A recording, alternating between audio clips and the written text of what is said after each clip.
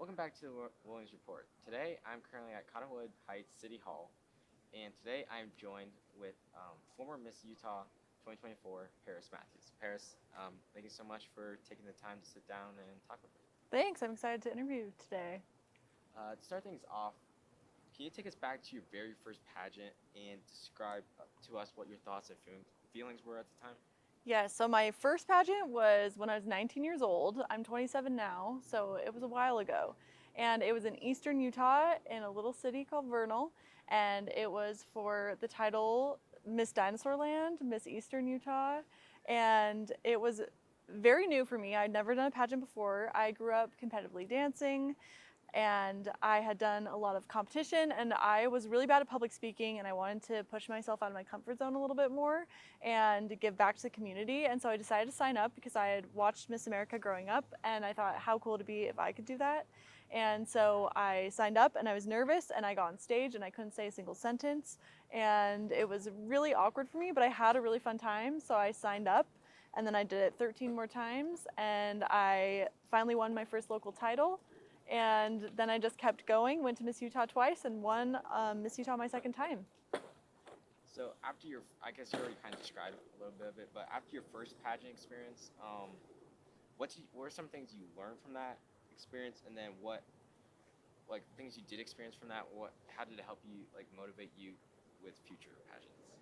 So I learned that if I really wanted something, I needed to not give up and really believe in myself, which is why I kept signing up even though I had lost so many times. And I feel like a lot of people, when they're going after something that they want and they've been told no more than 5 times, they tend to give up. And so I just learned that I can do anything I set my mind to. And I kind of apply that to my career. I'm a child life specialist at Primary Children's Hospital. And so I actually had to apply to 30 different hospitals to get an internship.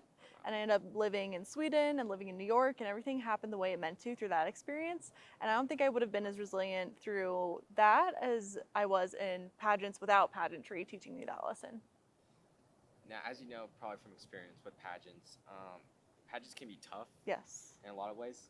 What were some of the biggest challenges you faced on your way to becoming Miss Utah, and how did you grow from them? Definitely on-stage question. It is really intimidating to be asked a question in front of an audience, even publicly, especially with a microphone and not knowing what you're going to be asked. This is when the Miss America program was really heavily leaning into hot topics and controversial issues on stage. And so being a 19-year-old, I really needed to quickly learn what I believed in, why I believed in it, get a variety of different perspectives and views before I was able to be able to speak on it in an educated sense. And so that's something I really had to lean into, was perfecting my public speaking skills. And that's ironic that I stutter while saying public speaking skills. But that's something I really had to lean into, but also knowing that I can mess up in an interview, I can pause on stage and on stage question, and I can still win and I can still be successful, because pageantry is not about being perfect. It's about being personable and sharing your talents and expertise and passion for community service and why you be a good role model. And so none of that has to do with perfectionism. And so when I realized I didn't have to be perfect, especially with my words in interview, is when I started growing and really loving the interview process. And that's also where I learned to become a leader. And these interview skills I've taken with me into my career as well. And I would not have been the same person I am without the flops that I had on stage and try and push myself with on-stage question. So I guess like even though sometimes they're probably bad experiences, you still grew from them, which Yes, eventually absolutely. helped you win the title of Miss Utah. Mm-hmm. Looking back to your whole journey from becoming Miss Utah, who were some of the key people in your life that helped you and influenced you through your success? Yeah, it really started in 4th grade. I had a teacher, Pam Bunderson. She actually lives just down the street from here. And she just instilled within me the confidence that I was smart and I was capable. And without that confidence that I gained in that early age, I don't know if I would have believed myself to take risks like competing at Miss Utah. So she was a really fundamental person for me. But also the directors that I had leading up to Miss Utah really helped prepare me to compete and win that title, and a lot of interview prep. So I worked with a lot of city council members and random people in the community to really perfect those interview skills that I really relied on to improve. But a lot of people helped me with my journey to Miss America as well. And that was a pretty crazy experience. So every person I come into contact with helped prepare me in some way to become a leader as I was as Miss Utah. Now, your community service initiative, CSI, Mhm. the Power of Play, is very impactful. Can you just explain to us what it entails and why it is so important to you? Yeah, so I have a local charity called the Power of Play, and in Miss America we have service initiatives. And so I chose to choose my charity as my community service initiative. And it collects one-time use play items for hospitalized kids to make being at the hospital easier. And throughout my reign as Miss Utah, I was able to collect over 8,000 one-time use play items, which is very exciting for me. I was able to involve Girl Scouts, religious groups, people from all walks of life to give back through hands-on service to these hospitalized kids, because 90% of children after hospitalization have symptoms of post-traumatic stress and anxiety, and play mitigates these stressors dramatically. And I see this firsthand every day as a child life specialist, because I work at Primary Children's and I help kids through play every day. And something that seems as simple as a comfort item like a teddy bear completely normalizes and changes a child's experience. And so that was really fun. And I also wrote a children's book, Mabel's Hospital Adventure, that I got to go around to different elementary schools and read that book and teach them about not only giving back through charity and donating items like through the Power of Play, but also about hospitalization, which was really cool. It's really interesting. Now, going back again to overall through your whole journey through pageants, what did the preparation process look like for pageants, and how did you mainly prepare for the Miss Utah competition? So I think everything in life really prepared me to become a title holder. Like I mentioned before, being on drill team taught me how to be very conscious with my time and have great time management skills, because being Miss Utah, I was really busy. I had an event or two every single day. I was still working full time, running a charity, prepping for Miss America, all the things. So that helped really prepare me. But also just going back to the interview prep, because being a title holder is interacting with the community, and so much of your score within pageants is your public speaking skills and how you're able to interact with others. And so I think that's really what I leaned into as well. I don't know if I answered all that question. No, I think you did. Okay. Now, during the Miss Utah competition, you showcased a jazz dance melody. Mm-hmm. How did you choose your talent, and what does performing mean to you?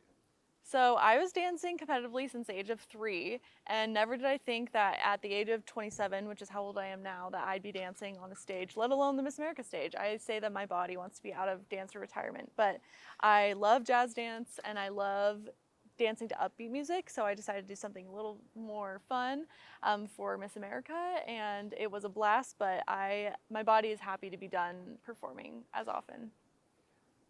Now, can you describe for us the moment you were crowned Miss Utah? Like, what emotions were you experiencing, and how did it feel to achieve that dream? It was really a surreal moment, because backstage I had this really strange feeling that I was going to win, which is pretty crazy because the year before I'd only placed in the top 10. And when I was crowned, I wasn't even like excited or crying. I was just in a pure state of shock. And if you watch back the videos, my mouth is just wide open. I keep saying, is this real? Is this real? Oh my gosh. All my pictures, my mouth is on the floor. It was very dramatic, probably the world's most dramatic crowning, but that's because it meant so much to me, and I had worked so hard to become Miss Utah, and so many hours of preparation. I would practice every single day, whether that was my talent, my interview, my walks, or just serving in the community. It was something that was really important to me, and I wanted to prove to everyone that I could make it happen. And so I think it was shocking not only for me, but for everyone, but my hard work really did pay off. I mean, that's really cool to you going from top 10 the year before and then winning all of that. And I guess that makes sense. I did have the chance to see the video of you, and you did keep saying, you kept saying, like, is this real? And, like, really surprised. And I felt that surprise for months. Like, it did not wear off, which I thought it would maybe the next day, but I was just in this state of like serenity and surrealness for probably the duration of the whole thing, but definitely the first couple months. Now that you have held the Miss Utah title, what were your primary goals during your reign, and how did you work to achieve those goals? So involving others in service, especially with hospitalized kids was a big thing for me. I wanted to make sure that I did some appearances at the hospital, which I was able to do because I was able to see my patients that I see as a child life specialist, but then come in with my crown and sash and they don't recognize who I am because I'm usually just in my scrubs and no hair, no makeup while I'm at work. And that was really impactful for me. But really making sure I was seizing every day of the opportunity, because as much as it is to give back, it also is a great way for me to grow. And so I made sure that every single day I was out in the community trying to make a difference, getting involved with other organizations, networking, and enjoying every moment. So I didn't take any moment for granted. Now going back to when your sights were set on the Miss America competition, how did it feel to compete in 2024, and what were some of the highlights of that competition experience? I was crying the whole time, but not in a sad way, just in a happy and excited way, because again, it was so surreal. There's a video of me when I'm 3 years old watching the TV, doing my spins with the Miss America contestants, and there I was 25 years later, and I was competing on that very same stage. And so not only was it surreal, but it was exhausting. I got no sleep. And that was just the way I liked it. If I could do Miss America every day of my life, I would. And I made so many friends that I still talk to every single day. And it's crazy to see that they're from all different parts of the United States as well.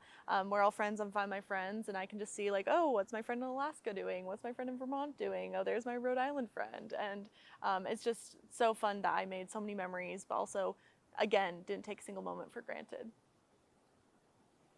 So going back again to the Miss America competition, what emotions did you experience during that competition, and how did you manage to control any nerves or pressure that you felt? I've never felt so nervous than competing on the Miss America stage. I don't get too nervous, especially with performing. I think it's fun and exciting. And especially when I won the crown of Miss Utah, I was just having fun the whole time, which I think made the experience more special. But I was so nervous, and I just had to keep reminding myself that I had already made it to that stage. That was enough, and to just have fun. But also, it's normal to have jitters, especially with something so high stakes like competing at Miss America. But it was very exciting, and so I tried to sleep as much as I could to help calm the nerves, but there wasn't much of that. Now, what role did networking play in your journey, and how did you build relationships with other contestants at the Miss America competition? Networking as Miss Utah was essential for me booking appearances. And like I said, I try to have everything every day, something booked. And so by networking with different organizations, I really put in the work to get invited to these events and to serve, which was a big goal of mine. But also, I made so many connections that I'm now using in my professional life. I'm graduating with my master's in healthcare management actually in a couple weeks. And those connections that I made as Miss Utah are going to help me in this new journey and career path for me, and making an impact in pediatrics within leadership, which I'm really excited about. But the networking with the fellow contestants was really beautiful. I have so many friends that are going to be, future bridesmaids in my wedding. Being a mentor is really important for me. I had 2 teens during my year, Kira Gardner and Bryn Lindley, and they were really big parts of my year, and they're going to be my little sisters forever. And so we talk about how sisterhood is really big in the Miss America program, and that's because it really is. And I didn't believe it at first because I competed for so many years without making those connections. And when I finally put those efforts in, I made those friendships that were so fulfilling. That's really cool. Now, how has your experience in the Miss Utah pageant system contributed to your personal growth and development as a person? Oh, completely. I mentioned that I got on stage for my onstage question, and I couldn't say a single word on stage, and now I could give a keynote speech, do an assembly, interact with anybody in the community without any fear or doubt within myself. And so the public speaking skills is definitely where I have grown the most and really felt that confidence blossom. But I also already had that within me. I had that natural leadership within me. It just needed to be brought out. I always was involved in high school and other leadership events, but I didn't have the opportunities to really practice those skills that I mentioned. And so having that really come into fruition when I am in a role like this was really beautiful to see my first interview I did as Miss Utah all the way to the end, and how I was able to, grow so much in just the way I was able to articulate myself. That's really cool. Now, in your opinion, do you think pageantry can positively influence societal views on women in leadership? Definitely. I have seen a woman change the world within this organization, and I wouldn't have started a charity if it wasn't for the Miss America program. I wouldn't have gained the scholarship funds I did. I won over $17,000 in Oh, wow. scholarship, and so that paid for the majority of my undergraduate program that I did at the University of Utah. And so I'm really proud of that and how it's really empowered me to lead. And that's also why I'm getting my master's degree, and I want to be a leader in healthcare. And I don't think I would have had that. And so I know for other women, it's also transformational and a really growth experience. And I really love recruiting other women into this opportunity. That now that you no longer hold the title of Miss Utah, how do you reflect on your journey as Miss Utah, and what are your plans moving forward? When I look back, I just feel nothing but absolute happiness and fulfillment. I didn't leave a single stone unturned. I made sure every day I was really giving my biggest impact to Miss Utah. And giving it up was really challenging for me. It almost felt like a breakup the next day. I was crying, I was tearful, but that's because it meant so much to me.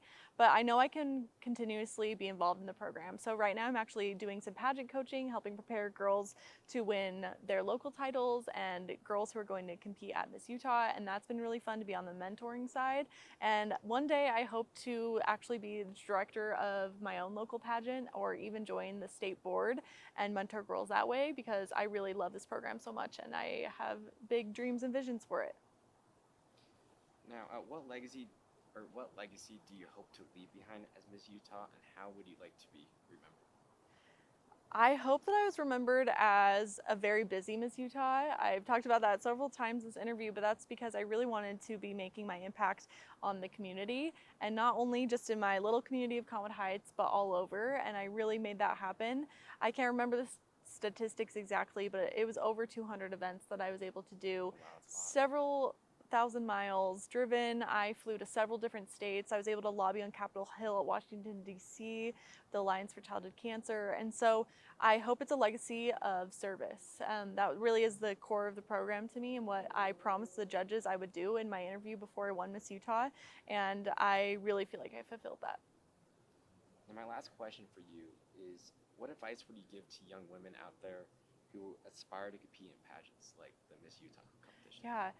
My advice is to go for it. It can be extremely intimidating to put yourself out there, especially in something that is kind of unique, like pageantry. Not every woman does it, but if you give it a chance, the worst thing that happens is that you have fun, but the best thing that happens is that you see a complete transformation in who you are, your drive, your passion, your leadership skills, your communication skills, and so much more while earning scholarship money. And so I am such a big proponent of the Miss America opportunity, and if any girl has any questions or wants to talk it out, they can come to me, or wants to talk about child life or anything, my DMs are always open.